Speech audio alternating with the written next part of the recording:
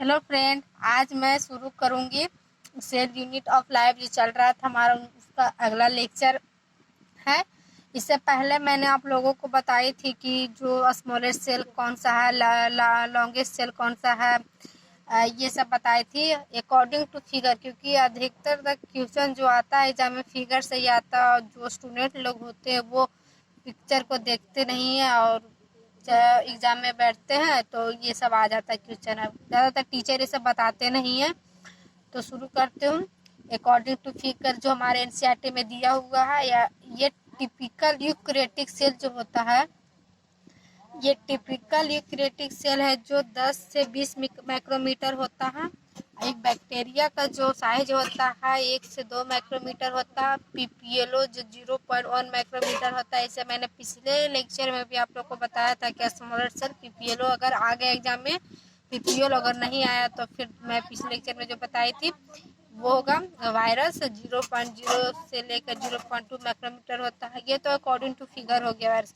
इससे पहले मैंने बताया थी सेल शेप, तो साइज तो उसका वेरी करता है, उसका शेप भी वेरी होता है, शेप भी होता है उसका सेल का। जैसे RBC round and by concave होता है, डब्ल्यूबीसी का हेमोकोबाइड होता है, कोमनियर इपिथेलिकल सेल का जो वो लॉन्ग एंड नैरो होता है। और उसके बाद नर्व सेल जो ब्रांच्ड एंड लॉन्ग होता है, क्योंकि इसको पूरे बॉडी में जाना होता है। जो हमारे नर्व है, कहे तो नस जो हमारा पूरे बॉडी में जाता है, उसको क्या है, ब्रांचेड होता है, मतलब हर एक गुच्छे जैसा होता है और लॉन्ग होता है। फिर आ गया ट्रांकिट जो टी लॉन्गेट होता है, मिसोफिल से राउंड एंड ओवल होता है। ठीक है, अब हम लोग पढ़ेंगे प्रोकैरियोटिक सेल। हम लोग तो यूकैरियोटिक सेल, लेकिन जितने भी बैक्टीरिया वो सब प्रोकैरियोटिक सेल है। तो प्रोकैरियोटिक को हम बहुत सारे नाम से जानते हैं, इंक्लूड कर सकते हैं, जैसे बैक्टीरिया, बीजियो, blue green algae, mycoplasma, PPLO, ये सब से हम लोग इसको डिनोट कर सकते हैं प्रोकैरियोटिक सेल से। अगर एग्जाम में पूछ दिया कि ब्लू ग्रीन एल्गी, तो इसका मतलब आपको प्रोकैरियोटिक सेल के बारे में पूछ रहा है। ये स्मॉल, इसका साइज बहुत छोटा होता है, लेकिन ये जो ग्रो करता है मल्टीपली वेरी फास्ट करता है, बहुत तेजी से ग्रो करता है। इसका साइज छोटा होता है। जो शेप जो वेरी करता है वो 4 शेप में वेरी करता है। पहला है तो रॉड शेप जो बाइकल्स होता है, सर्कुलर शेप कोकस, कोमा से वेब्रो, स्पायरल शेप एस्पेरियम। इससे पहले मैं आप लोग को बताना चाहती हूँ, अगर मान इसको हम लोग ऐसे समझ सकते हैं, ये जो है ना शेप चेंजिंग करता है। अगर मान लीजिए आप लोगों को किसी वायरस से, मतलब आपको अटैक हो, मतलब कि आप लोग बीमार पड़ गए, आप डॉक्टर के पास जाइएगा। मान लीजिए आपको चेकअप को करने के बाद पता चला कि आपको कोकस ने इंजेक्ट किया है, तो वो तो जो डॉक्टर होगा तो कोकस का जो एंटीबायोटिक दवा होगा वो देगा। अब घर आए तो आपको ठीक ही नहीं हो रहा, दवा खाएं ठीक नहीं हो रहा है, तो आप लोग को लगता है पता नहीं किस घन चक्कर डॉक्टर के पास चल गई जो ठीक नहीं हुआ। तो डॉक्टर घन चक्कर नहीं है, जो कोकस था जो वेब्रो में ये चेंज हो गया। तो वो तो कोकस का एंटीबायोटिक दवाई दिया था, वेब्रो को तो दिया नहीं था, तो इसीलिए वो ठीक नहीं हो पाया। तो जो चेंजिंग करता है ये पिलियोमोर्फोलॉजिक नेचर के कारण ही चेंज होता है। ठीक है,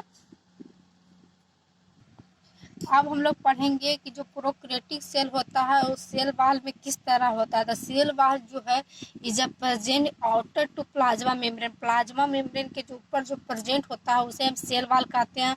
और वो जो सेल वाल है जो फ्लूइड मैट्रिक्स होता है, जैसे कि साइटोप्लाज्म, साइटोप्लाज्म जो है यू में भी पाया जाएगा, प्रो में भी पाया जाएगा। ये तो याद रखिएगा आप कि साइटोप्लाज्म यू, मतलब प्रोकैरियोटिक में तो आ ही रहा है साइटोप्लाज्म के बारे में पढ़ना, लेकिन आगे भी आएगा यूकैरियोटिक्स में आएगा। ठीक है, प्रोकैरियोटिक में हम लोग पढ़ रहे हैं जो ये जो नो डबल मेम्ब्रेन बाउंड, इसमें डबल मेम्ब्रेन बाउंड स्ट्रक्चर नहीं पाया, जैसे माइटोकॉन्ड्रिया, प्लास्टिड, न्यूक्लियस, ये सब हमारे प्रोकैरियोटिक्स में नहीं पाया जाता है। ये सब हम लोग यूकैरियोटिक्स में पढ़ते हैं। इसमें डबल मेम्ब्रेन तो नहीं पाया जाता, इसमें सिंगल मेम्ब्रेन भी नहीं पाया जाता। ER, Golgi, lysosome, vacuoles, microbody, ये सब हमारे प्रोकैरियोटिक्स में नहीं पाए जाते, ये सब यूकैरियोटिक्स में पाए जाते हैं। ठीक है, राइबोसोम इज ओनली ऑर्गेनस प्रेजेंट, इसमें राइबोसोम होता है। आप लोग सोचिएगा कि इसमें नो मेम्ब्रेन बाउंड भी बोल रहा है कि नहीं पाया जाता था राइबोसोम। तो राइबोसोम जो है ना, राइबोसोम में जो नो मेम्ब्रेन बाउंड स्ट्रक्चर है, राइबोसोम में कोई मेम्ब्रेन नहीं होता, इसलिए ये जो प्रो में भी पाया जाता है और यूकैरियोटिक्स में भी पाया जाता है। ठीक है, फिर है सेंट्रियोल एंड द सेंट्रियोजोम एब्सेंट, इसमें जिससे मतलब कोई सेल डिवीजन करता है यही सेंट्रियोल्स के कारण डिवीजन करता है, तो ये इसमें एब्सेंट होता है क्योंकि ये यू में पाया जाता है, प्रो में नहीं पाया जाता है। नो विल डिफाइन न्यूक्लियस, इसमें न्यूक्लियस भी नहीं पाया जाता है। जेनेटिक मेटेरियल, इसमें डीएनए होता है, डीएनए हमारे न्यूक्लियस में पाए जाते हैं, तो ये नेकेड होता है। एनसीईआरटी बस इतना लिख के छोड़ दिया है, ठीक है, लेकिन इसके बारे में हम लोग जानेंगे।